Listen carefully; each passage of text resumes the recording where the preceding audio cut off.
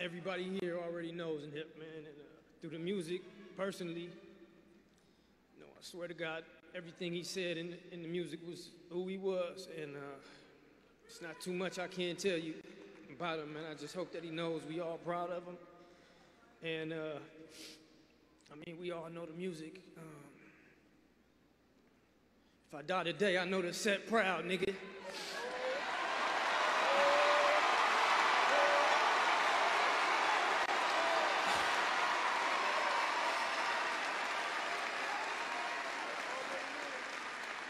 And that's how Nip thought, you know. He loved everybody, and he loved who he grew up with, where he grew up, and just wanted to inspire and always bring something back and make, you know, it wasn't about how some people think handouts and giving. You know, when we was growing up, we just admired the people in the community that was hustling and had, because we grew up kind of had not, so they didn't have to give us anything. They inspired and showed us a way, and we molded ourselves after the positive people that wasn't on drugs, that wasn't alcoholics, the hustlers basically. And so they didn't have to really even say anything to us. They demonstrated with action. And you know, Nip, that's what Nip was about. Nip was about demonstrating and coming back that people could walk up, touch, see. And, you know, he appreciated, whether he said it or not, the pats on the back. And it meant a lot to him. Bro, keep doing your thing, man. We appreciate what you're doing. You're making it look good. You know, you putting us on the map. You know, that shit meant a lot to him. And that shit meant a lot to me from everybody who did that. And,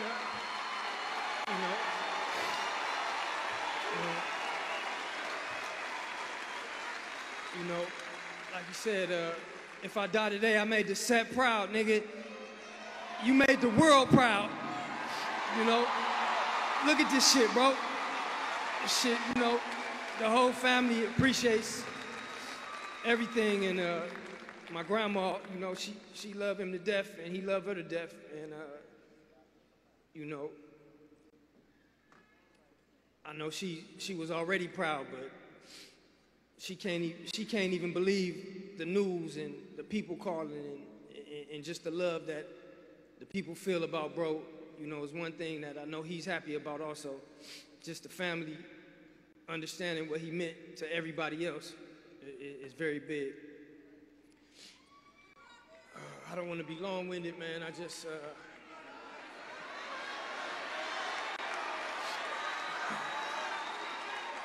you know, maybe I'll tell you some things maybe you didn't know about Nip, man.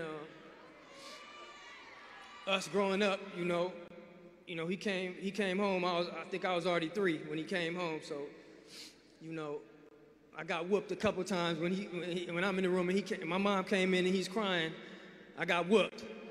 So, you know, that was my little bro, man, and I just tried to do as much as I could to lead a good example and make sure that he was good, you know.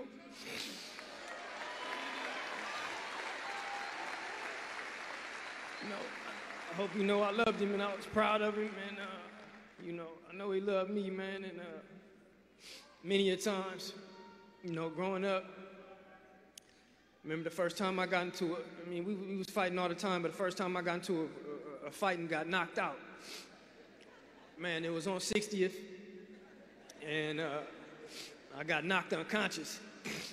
And as I'm waking up, you know, Nip, younger than me, is pushing the guy, fighting him down the block. You know, I jump back up and run up, but you know, I just knew, you know, I always knew, but I said, all right, you know, bro held it down when I was out, so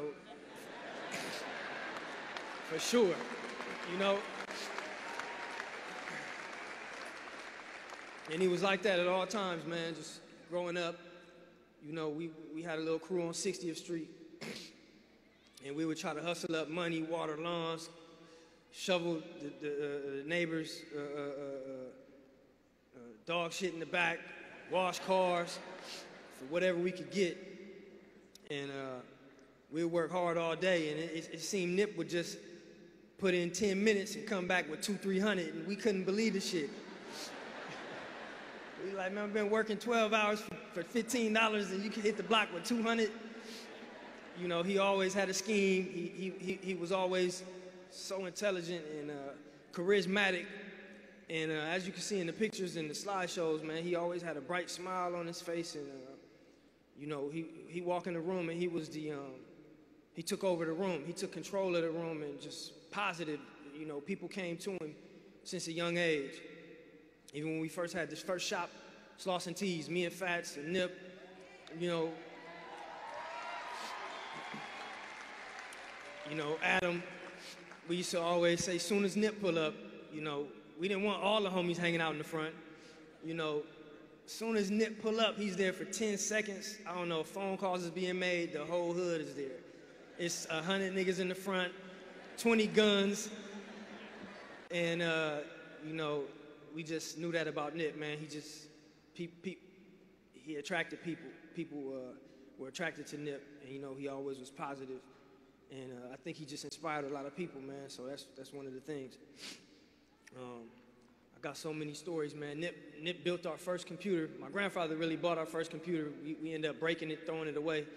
And then as we got older, when we wanted a computer, Nip would come home from school with a backpack full of computer parts. And we shared a room. You know, we shared bunk beds. You know, I was a little older, OCD. I used to, you know, hey, we cleaning up today. He would get pissed off. Like, you ain't going nowhere. You helping me clean the room. And he brought these computer parts. And I'm like, man, we can't keep these in this room. He like, nah, I'm gonna build a computer. I'm like, man, if you don't get out of here, man. He's like 12 years old. I'm like, man, a computer back then to me was like rocket scientist. So I'm like, there's no way. Get this shit out of here. And he came back the next day with another piece of a computer. Came back. It took him about a week, maybe 2 weeks, and we just had all computer parts, loose parts on the floor. And he went to a computer auction and bought a case and bought a power supply. And I came home one day, he had the magazine that my grandfather had bought, computer magazines, and he had the computer and it was working, and he turned it on, and I could not believe this. He had built the computer and it was working. And,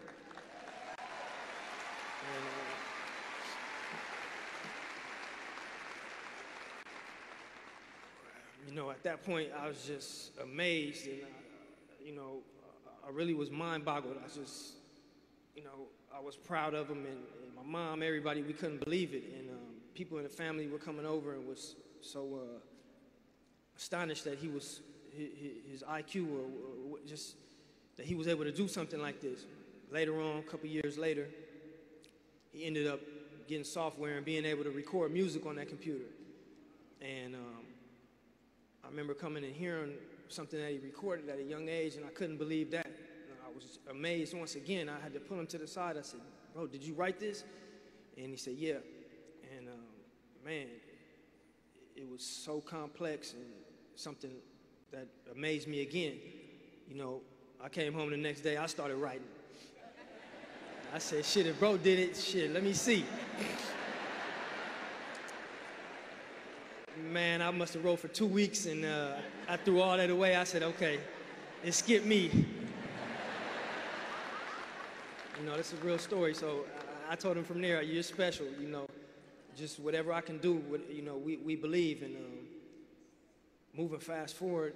And as he became, you know, a teenager, 16, 17, 18, you know, I'm seeing the route, and I try to do as much as I could to, you know, keep him out of the front line and keep him out of the streets and out of the gangbanging as much as I could, like, nah, you know, but, you know, it really was nothing I could do. And only thing that, while I'm trying to get money and hustling, I was in my head, like,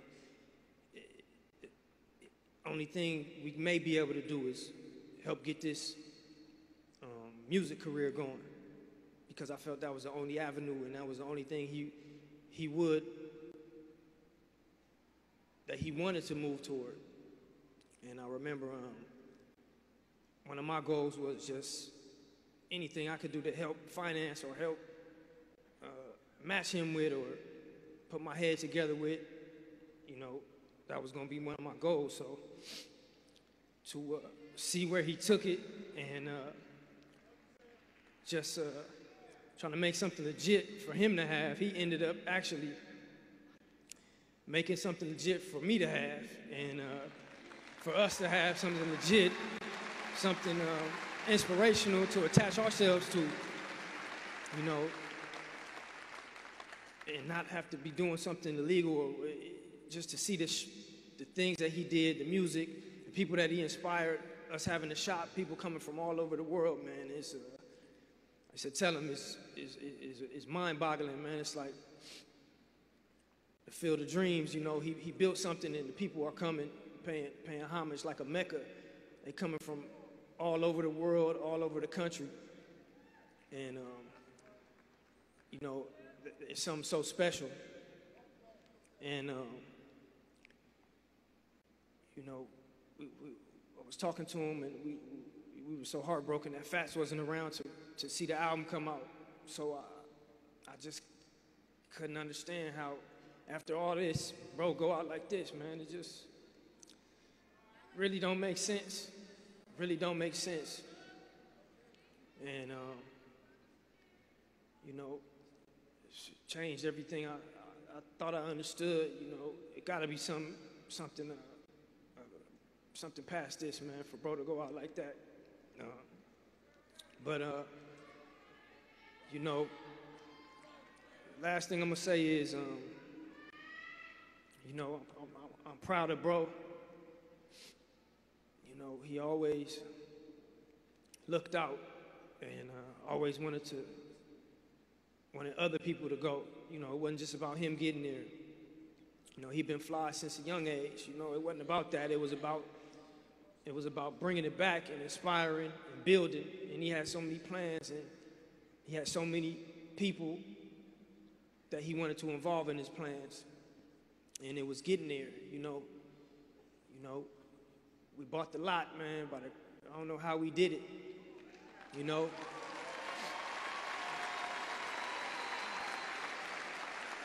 And that was a big thing for bro, man, because he used to sell CDs out the trunk, you know.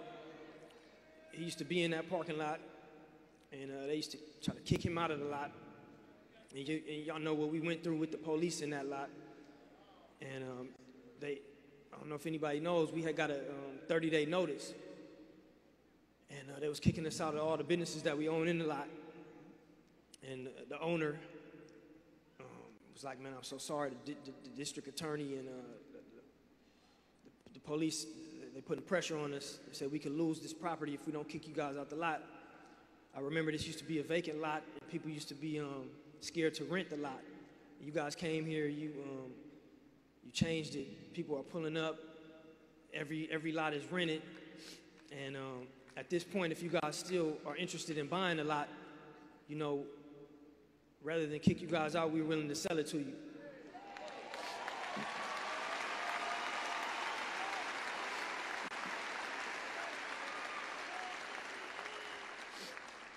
So at this point, man, you know, we was all broke. Nip had money invested everywhere, and we shook hands and said we do want to buy the lot. We didn't know how we was gonna do it, honestly. And Nip went on a scramble. I went on a scramble, tapped in with JP, the whole team, and I honestly don't know how we did it, but we was able to close and get the lot, and Nip was so proud of that and so happy of that accomplishment. You know, I don't drink, man, but I went ahead and took a shot with bro for that, man, you know. That and when the album came out, just even the Victory Lap album coming out, man, Nip said he was gonna do it. And that was so important for his debut album to finally really come out.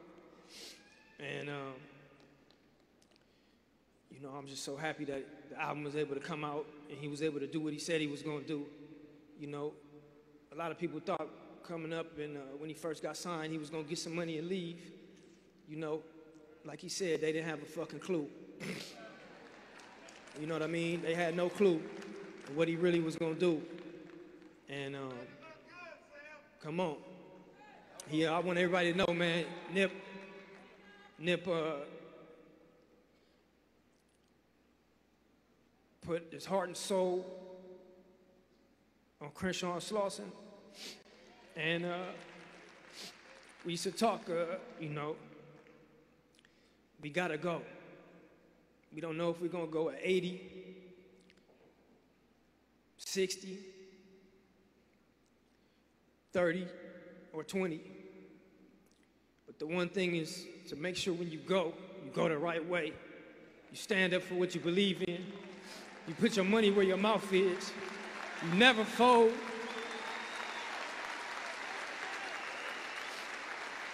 You never let the pressure sway you from doing what you want to do. You never let anything, the politics, stop you from coming around and staying around. And I hope everybody knows that that's what bro did. Bro stayed and he died on Crenshaw and Slauson. And everybody who showed love, even the ones who didn't, Nip had nothing but love and respect and humbleness. And that's what I want to leave, man. I love him. And I hope I didn't leave anything out, man.